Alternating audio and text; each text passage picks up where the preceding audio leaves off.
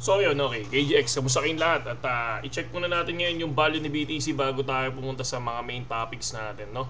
So value ni BTC ngayon, kung mapapansin nyo, sa 4 hours time frame, ito yung pinakamahaba. Tapos ngayon, nagre-recover, pero kung titingnan nyo, bumabalik ulit siya dito sa area na to.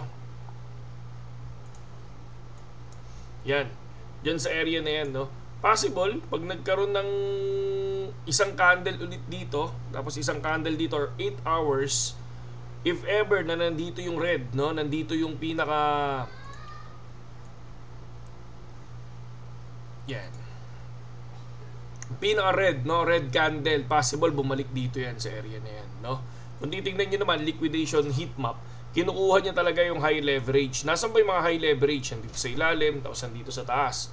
Possible, pagka nandiyan dyan sa taas yan, kung pinakamataas to, kung ano yung pinakamalapit, yun yung kinukuha niya and then magdadrop sila. Or, pwedeng magtipi tong mga nasa ilalim kaagad, tapos dediretso si BTC pataas. Pero sa nakikita ko naman dito, no? Pero ngayon, hindi ako naka-open ng trade, ha? Hindi ako naka-open ng trade, no? Kasi kapag merong ganito, na dalawang malaking volume, hindi ako nagtitrade. Kasi una, hindi ko, kasi pinakamalapit laging kinukuha eh. Kaya tingnan nyo, nakukuha tong area na to. Pero possible, magbago yung desisyon niyan, di ba? Kaya ang ginagawa ko, hintayin ko muna sino yung unang makukuha. After nilang makuha yon, doon ako papasok. Kunyari, nakuha tong ilalim, doon ako maglo-long position. Pag nakuha to, tong taas na to, doon ako mag-short position. Yun yung ginagawa natin, mga lods. Okay? Doon sa Telegram natin, mga idol, no? Altcoins yung lagi nating ibinibigay. So, nakita nyo naman sa ibang video yan. So, ngayon, hindi lang ako papakita ng Telegram kasi may bago tayong TA na ilalapag, 'di ba? So para sa Telegram lang 'yun, para private kasi 'yun. And then meron tayo naka-ready na assets para sa spot trading natin. So ang ginagawa ko kasi ngayon, syempre si Pi Network, pinaglalaruan ko 'to ngayon si Pi Network. Bakit ko pinaglalaruan? Nakikita ko, di ba, tulad ng sinabi ko sa inyo, no, nung nakaraan, pinakita ko naman na yan, is aangat yan yung pinaka-reversal niya ng 0.16, di ba? So, ay 0.66. So, pinakita naman natin yan, pero, syempre, marami lang ayaw maniwala dun sa 0.66, no? Tulad ng sinabi namin, syempre, Pi Network, una, nasa crypto industry kami. So, talagang paglalaroan namin yan. So, ayan, no? Picoin start ng reversal ng 0.66. 0.66 yan, yung area na yan. And then lumipad na si Pi. So nag 0.8 hanggang nag 1.7. So far sabi ko sa inyo, huwag kayong bibili sa long blue. Okay? Kunyari, kung pag nakita nyo yung 15 minutes time frame, nasa nang pinaka-drop niyan, ayan. Diyan ka bibili sa drop, no? Ayan, kunyari dito, sample, dito ka bibili. And then, benta sa pinaka-long green. Tapos, sabay biglang bili ka dito, kaya katulad nito, biglang lumipad, hayaan ko lang yan, hindi ako bibili. Bibili ka kapag bumagsak ng long red. So, yun. So, ganun din dito. Once makakita kaya, katulad nito, bigla kang bumili dyan, edi talo ka kasi biglang bumagsak, di ba? So, ganun lang yun. Basta long red, dun ako nabili. Tapos, sabay biglang bantay lang, kapag nag-recover, benta na ako ulit. Ganun ginagawa natin sa spot. Okay? Dito naman, sa Bybit, no? Napakalupit ng taong to. Ngayon, kung mapapansin nyo, no, napakalupit ng tao niyan. Pero sa paano mo makikita to, no? Ito, may papakita ako sa inyo. By Bitpinas. Tingnan mo minsan dito ka na lang dito ka na lang parang magtataka, no? Na alam mo, ay, sorry. Hindi. Facebook pala. Dito ka magtataka talaga, no? Kasi una, hindi naman ako sabi ko nga sa inyo, ang pinaka ko lang talaga sa Pi Network, yung kumbaga ano yung attitude na nandoon sa loob ng Pi Network, no? Ibig kong sabihin, yung attitude na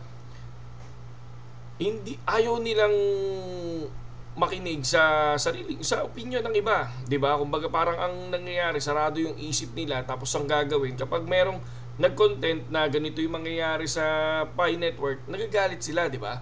So parang hindi mo alam kung anong meron sila, 'di ba? Parang ano ba 'to? Ano bang gusto nito? Puro positive.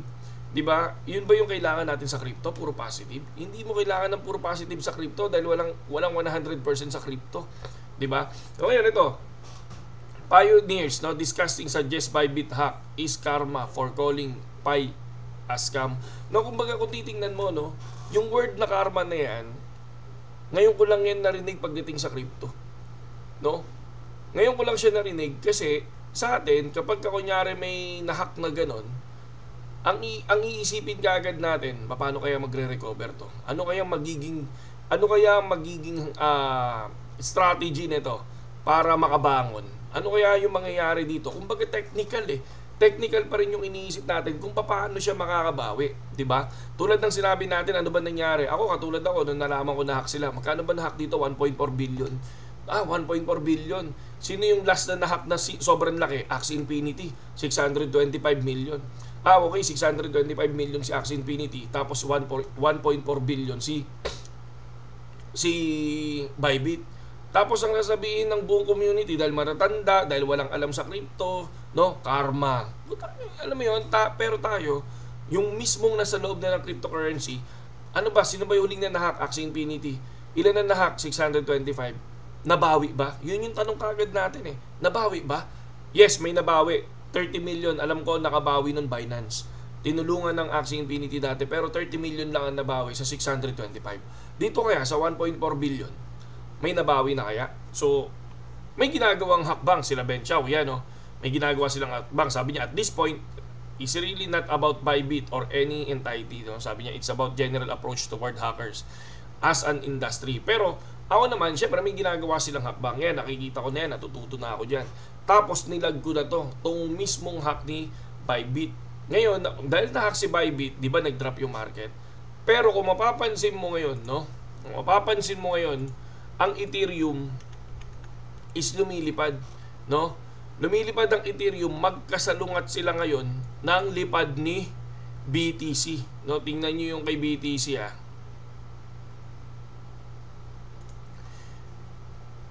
Ayan na. Tingnan nyo yung kay BTC. Ito yung kay BTC sa, sabihin natin, 4 hours time frame. Ito siya, Ito yung ginuhitan natin kanina. Tapos si Ethereum, tingnan nyo, umaangat value ni Ethereum. Bakit? Dahil dun sa buyback na ginagawa ni Ben Chow. Diba? Yung mismong sabi nga nila, ibabalik nila. Yung mismong, kumbaga parang magkakaroon ng big buyback sa loob ng crypto industry. Yun yung 1.4 billion. So, tayo, tulad ng sinabi ko, doon mo makikita yung utak ng karamihan dito sa Pi Network versus doon sa mga maratagal na sa crypto. 'Di ba? Hindi, magalit na sila o magalit kasi galit naman talaga sila sa akin dahil nung nag-real talk tayo ng magiging presyo ng Pi Network is 10,000 to 200 pesos. Ay, 10 pesos to 200 pesos. Yun yung sinabi natin noon. Ngayon, anong sinabi nila?